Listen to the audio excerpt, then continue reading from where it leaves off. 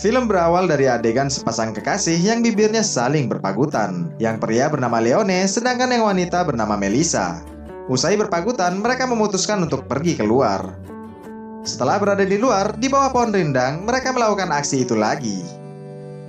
Usai berpagutan, mereka pun pergi menggunakan mobil menuju lapas alias penjara. Sesampainya di lapas, mereka lagi-lagi melakukan aksi tak senonoh itu. Sebelum benar-benar turun, Melissa memberikan Leone sebuah kalung, lepas itu kembali melakukan adegan bibir berpagutan. Dan pada akhirnya, Leone pun kembali ke lapas. Di sana terlihat semua sipir bersikap baik pada Leone. Ternyata Leone baru saja menyelesaikan cuti bersyaratnya dan sekarang menjalani sisa tahanannya yang hanya tinggal 6 bulan lagi. Take it off. All right. Good. Say hi to the wife. Say hi to him.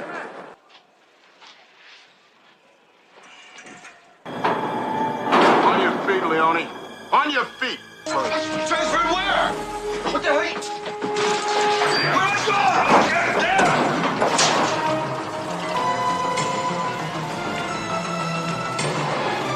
Singkat kisah, sampailah Leone di lapas barunya dan masih mempertanyakan mengapa. Secara mendadak, Leone dikejutkan kemunculan sosok pria yang dikenalinya dengan nama Dromgoole. Dromgoole adalah kepala lapas ini dan ternyata Dromgoole lah yang memaksa Leone untuk dipindahkan.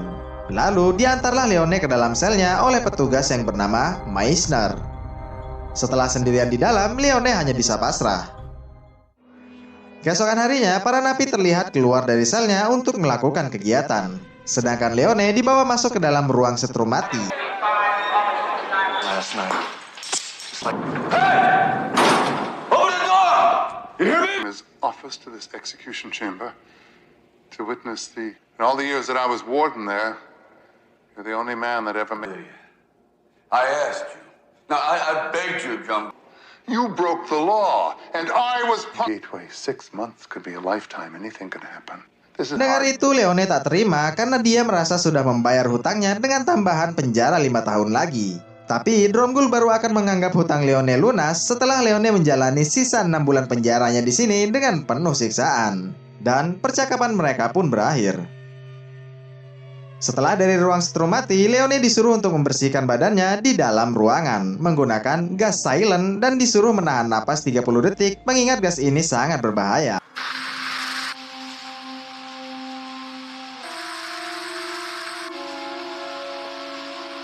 Ketika 30 detik hendak berakhir, Dromgoole datang dan mencegahnya. Lantas, Leone pun merasa engap.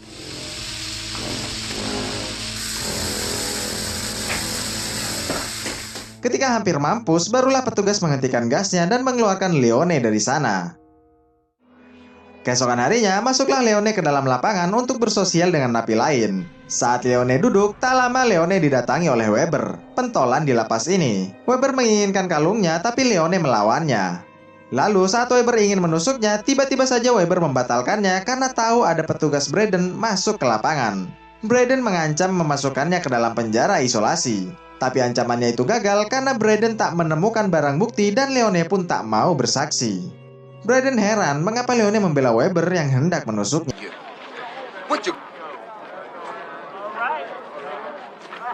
Setelah dari lapangan, Leone yang terlihat sedang mengepel koridor sel tiba-tiba kedatangan napi lain bernama Dallas yang hendak mengajaknya berkenalan. Okay. Dig it. Come on, what are you talking about, man? Aren't you the guy who's always crying about how you need a man? Come on, hurry up. All right, cool. Across the steam pipes. Nah, usai melihat denahnya, Leone bilang bahwa mustahil untuk bisa kabur dari sini. Mendengar itu, Dallas langsung bergegas pergi.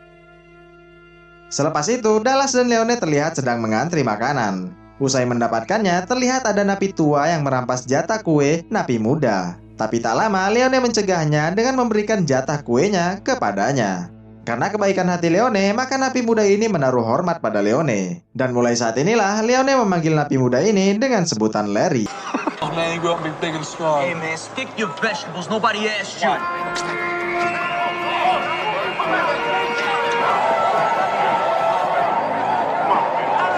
Gotta be ready to move first. You just might make it to first base in this place. Keesokan harinya, di lapangan, Leone mengajari Larry cara bersosial di penjara agar bisa bertahan hidup. Tak lama menyadari ada Leone nun jauh di sana, Weber menimpukinya dengan bola rugby. Weber mengajaknya bermain, tapi Leone mengabaikannya. Namun karena terus diprovokasi, Larry membalas umpatannya Weber itu. Karena tak mau ada keributan, lantas Leone pun mau ikut bermain. Dan pertandingan rugby pun dimulai.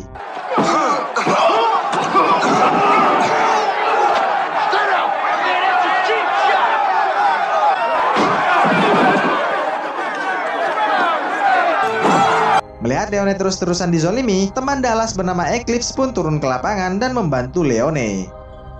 Lalu pertandingan pun berlanjut. Leone sukses mengecoh lawan-lawannya, kemudian mengumpan bolanya pada Eclipse, dan pada akhirnya gol pun tercipta. Kemenangan itu disambut sorak-sorai yang begitu meriah dari para napi lain. Tapi sayang, mendadak Weber menabraknya dari belakang, lepas itu merampas kalungnya Leone. Usai kejadian itu, petugas pun membubarkan para napi. Keesokan harinya, Eclipse yang sudah menjadi teman menawari Leone kegiatan memperbaiki mesin di bengkel. Tentu saja Leone yang jago mesin pun menerimanya. Di bengkel ini barulah terungkap alasan Leone masuk penjara adalah karena dia pernah memukuli preman pengganggu yang ternyata punya koneksi dengan polisi setempat. Saat napi lain sedang mengurus perizinan, Leone, Eclipse, dan kawan-kawan memilih untuk ngulik mesin saja di bengkel ini. Dan tak lupa, Dallas pun memberi sedikit sogokan kepada petugas di bengkel ini. Hingga pada akhirnya mereka pun sukses menghidupkan kembali mobil yang sudah lama mati ini. Usai mobilnya hidup, Eclipse dan Dallas terlelap karena kecapean. Lalu Larry memohon pada Leone untuk diajari menyetir mobil, dan Leone pun mengajarinya. Namun tak lama kemudian Larry meminta agar mesinnya dinyalakan lagi. Leone menolaknya karena kalau ketahuan petugas bisa-bisa mereka kena masalah. Tapi karena Larry memohon 10 detik saja, maka Leone pun membolehkannya. Suara merdu mesin itu membuat Eclipse dan Dallas sampai terbangun. Sialnya, saat sudah 10 detik, Larry menolak mematikan mesinnya. Bahkan mengendarai mobil itu keluar.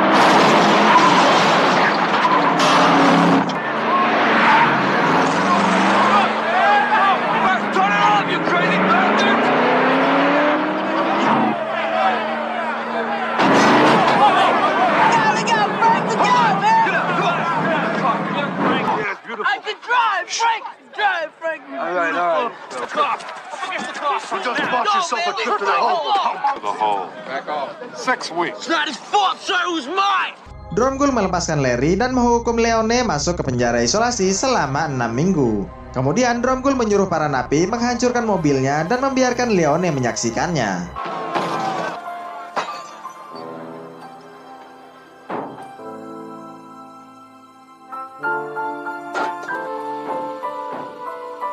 Masuklah Leone ke dalam penjara isolasi alias penjara terpisah.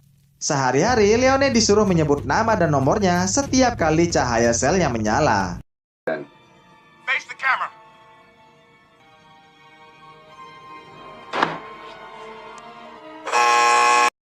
Hingga pada suatu ketika, Leone yang sudah lemas pun tak bisa menjawab nama dan nomornya dengan benar. Walhasil, para petugas mendatanginya dan memukulinya.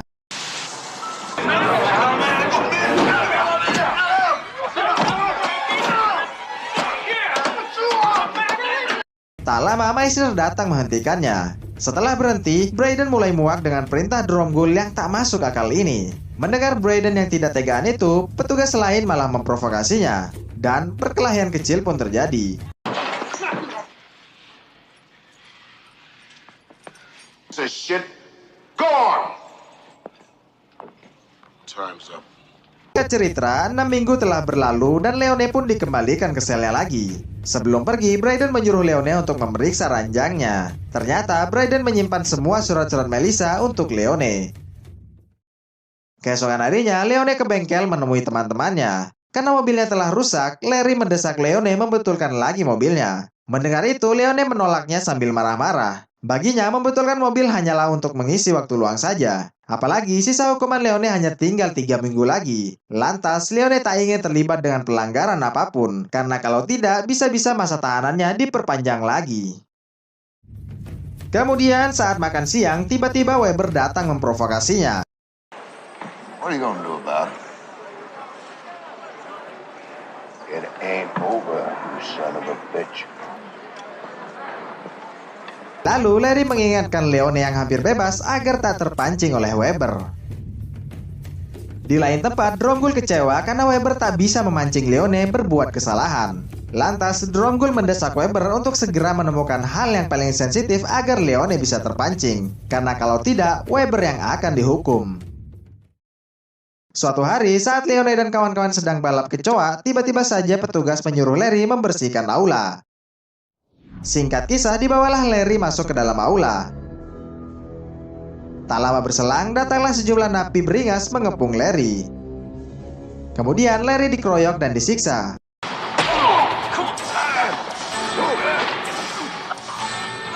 Kembali ke Leone. Leone terkejut mendapat kabar dari napi lain bahwa Larry dikeroyok. Lantas, Leone bergegas ke aula menghampirinya.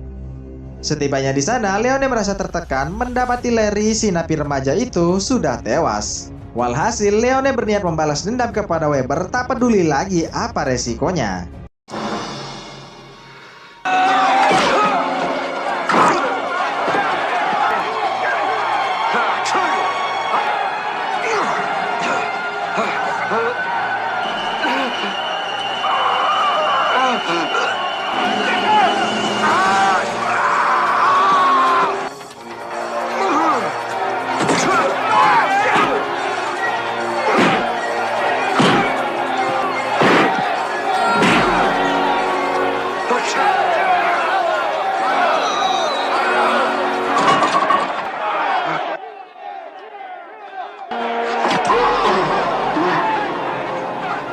Beberapa hari kemudian, mendengar Leone dirawat, Melissa pun datang menjenguk.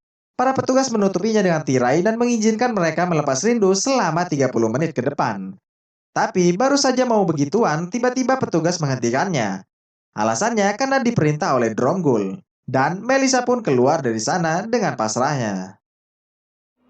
Pada malam harinya, masih di ruang perawatan, Leone kedatangan tamu yang ingin mengobrol. Dia bernama Mastron. Mastron mengaku akan bebas 2 hari lagi. Mastron juga bilang saat bebas nanti, dia akan dibayar mahal oleh Weber jika bisa memperkosa wanita ini yang tak lain adalah Melissa. Walhasil, Leone pun marah dan memanggil petugas Manly.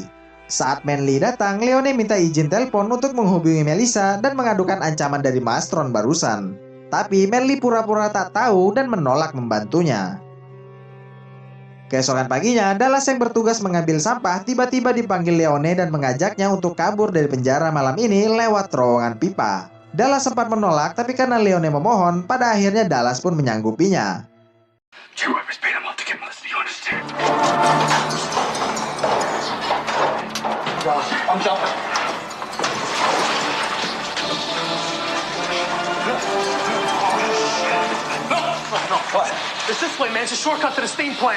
Saat mau memilih jalan, Dallas memaksanya untuk memilih jalan yang lain. Karena buru-buru, Leone pun mengikuti Dallas. Tiba-tiba, petugas memblokir semua pintu dan menangkap Leone. Ternyata, selama ini Dallas memang sudah bersekongkol dengan Dromgold karena dijanjikan kebebasan. Namun, Dromgold langsung membantahnya dan tak mau menepati janjinya. Walhasil, Dallas marah dan hendak menyerang Dromgold. Look, I came through, goddammit, we had a deal! Keep it up. Automatic 10 years, Frank. It's 10 years for a second know what to do.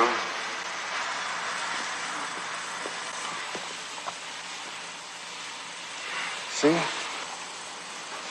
It's not my type. Christine! Put him in!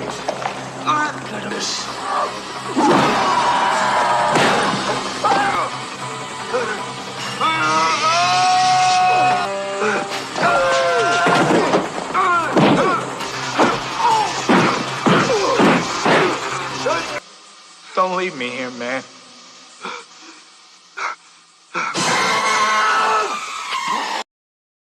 Melihat Leone hampir mati, Dallas menyuruh Manly untuk melepaskan cekikannya dan mengancamnya menceburkan kabel listrik ke dalam genangan air. Usai cekikannya dilepas, Dallas tetap saja menceburkan listriknya ke dalam genangan air.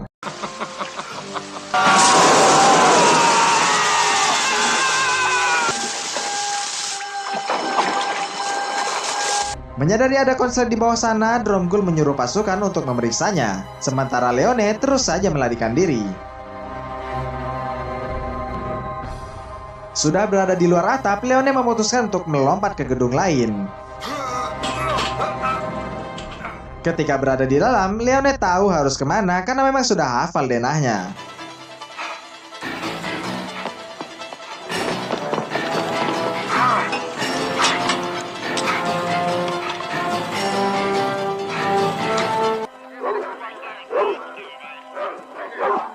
Well, I want Sector 4. Meisner, Sector 4, go. Yeah, Mr. Meisner.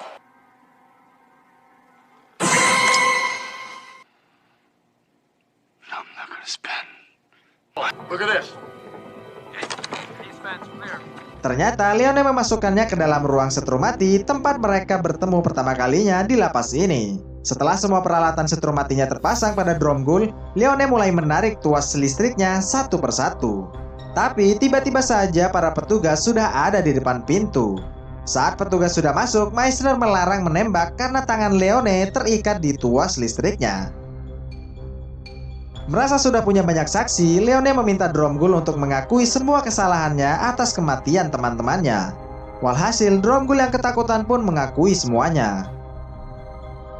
Tapi setelah mengakui, Leone tetap saja menurunkan tuasnya.